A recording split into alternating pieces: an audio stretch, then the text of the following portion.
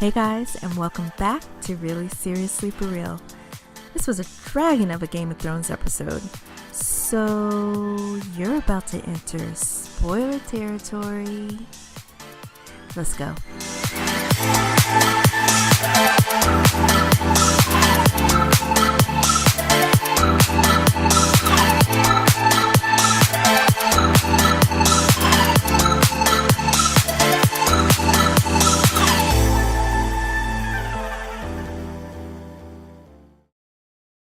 Sundays at 8:45, my honey and I usually kick the kids out of the living room and make our signature Game of Thrones drink, the Jon Snow Mojito, and pump up the volume like a rock concert when the main theme starts.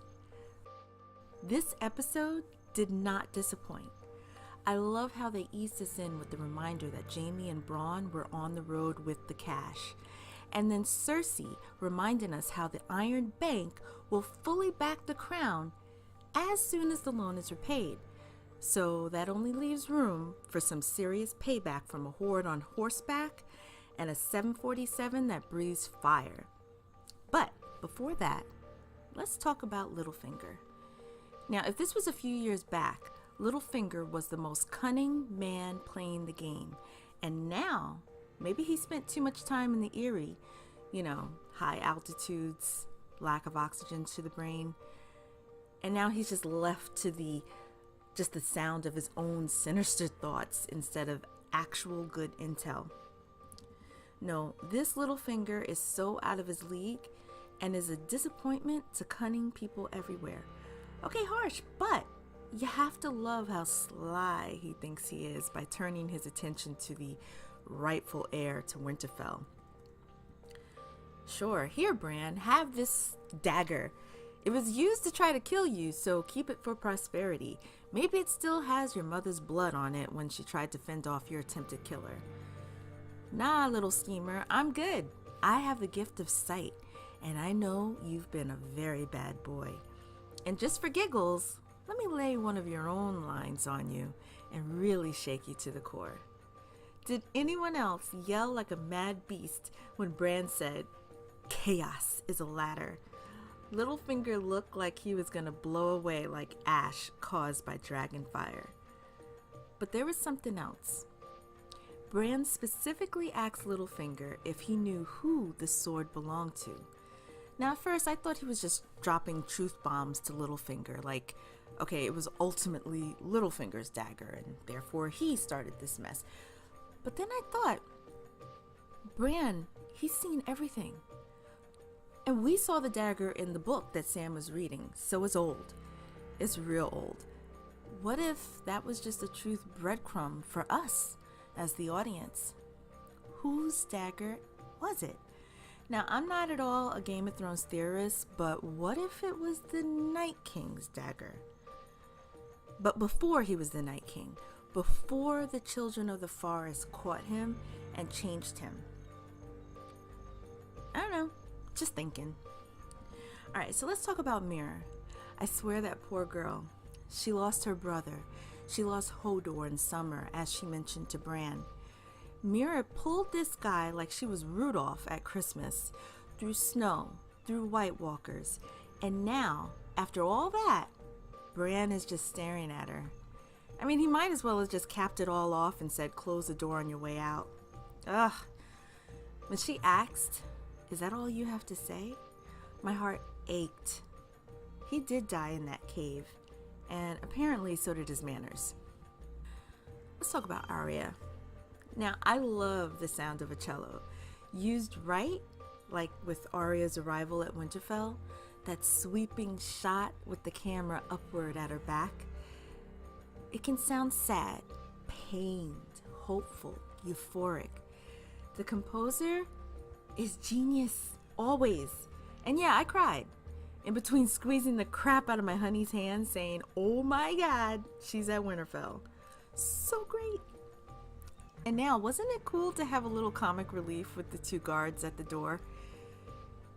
But then, a little heartbreaking when Arya mentions the beloved Maester Luwin, the Stark's Maester in Season 1, and Sir Roderick, trusted advisor, both cut down during Theon's chaotic, quote-unquote, reign at Winterfell. Then you start to realize just how out of touch Arya was while she was on the road with the Hound and subsequently with the Faceless Assassins. But once she was there, scanning around the courtyard of Winterfell, her home, I was full on bawling. It was ridiculous how emotional I was, but when you think about the last time she was there, who was there, and now they're not. All the roads they took, and ultimately where it ended. That courtyard was where it all started, for me that is. Seeing the Starks, the family together, just a normal family at the time, until Robert Baratheon came to call. So no doubt, Arya slipped away, and it was nice that Sansa knew that she would be in the crypts. So they had that moment with each other instead of hugging it out in front of the bannermen. I was really hoping that they wouldn't do the same old doorbell rings. Oh, I wonder who it is. Oh, look, it's my long-lost sister, like they did with the other arrivals. I actually thought Arya would just be in a room when Sansa walked into it. Just, totally sneak up on her ninja style. But this way worked. Her first thought was to pay homage to her father. I love how she brought up her list and Sansa's looking at her like, is she joking? Should I be concerned? And then Bran confirmed it while they all spoke at the Weirwood later on. And then Sansa asks Arya, who else is on your list? I loved it. It was great. It's interesting that Bran gave Arya the dagger.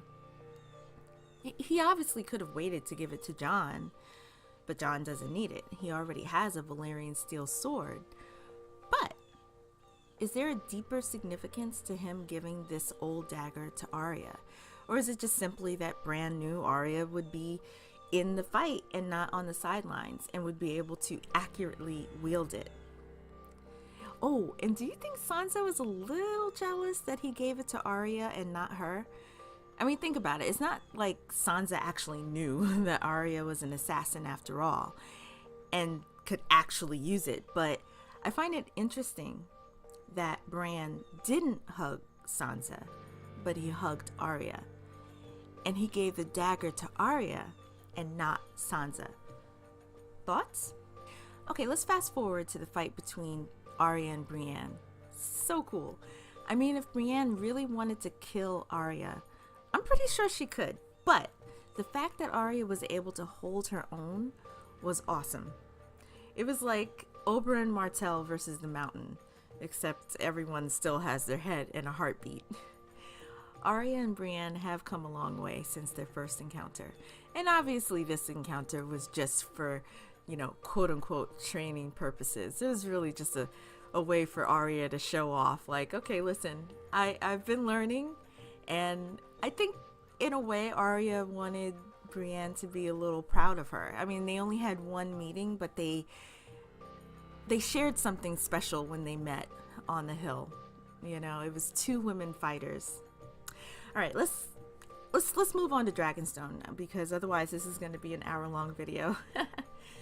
So let me first start out by saying how ridiculously giddy I was when Missandei and Daenerys were talking about Grey Worm, and then Daenerys quizzingly asks, "Many things?" And then Jon Snow interrupts and then leads her into a cave. I'm just saying, because listen, remember what happened when Jon and Ygritte went into a cave? Anyway, the whole scene was meant to show the slow build of sexual tension between Jon and Daenerys, and give nuts like me something to break my face about smiling too hard. I'm a sucker for love, y'all, and Daenerys, it's happening as fast as a dragon can fly. Okay, that was really corny. Moving on. So it was cool to see the drawings in the cave from the Children of the Forest. But then Jon slowly and softly takes Daenerys' hand and leads her deeper into the cave to show her the creepy White Walker drawings. And I was cracking up because how convenient was that? Oh, look what I found. Actual drawings of the creepy dead guys coming to kill us. Believe me now?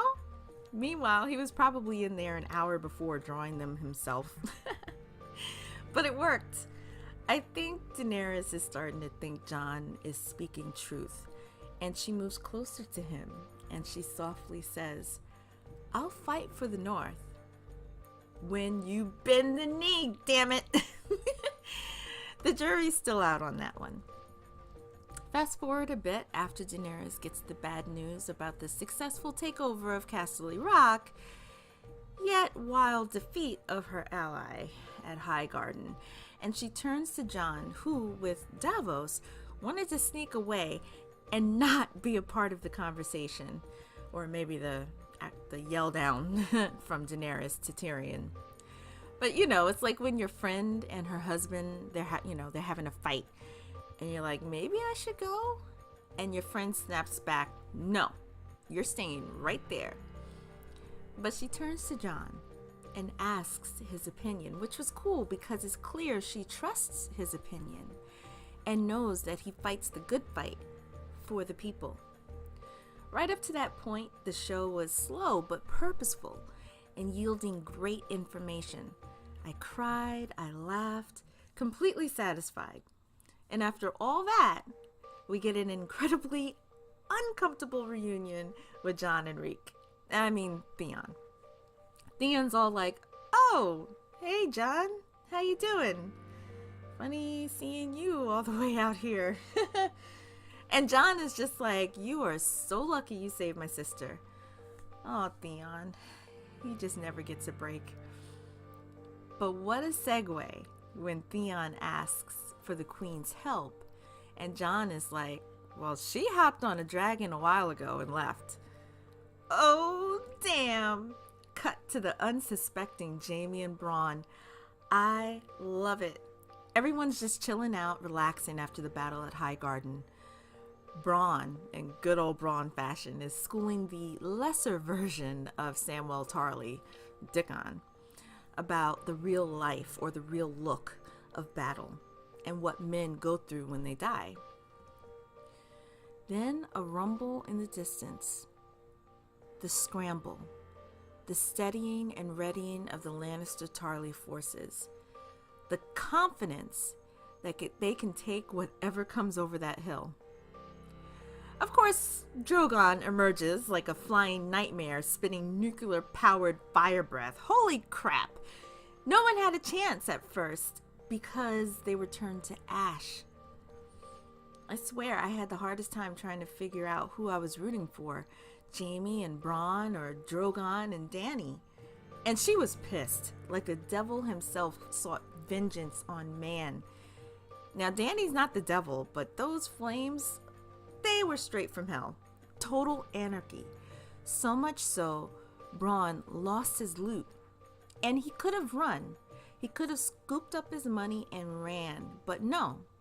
He is honorable, and he stayed and fought and took out a very persistent Dothraki, revealing that they were ready for an attack by a possible flying hellstorm.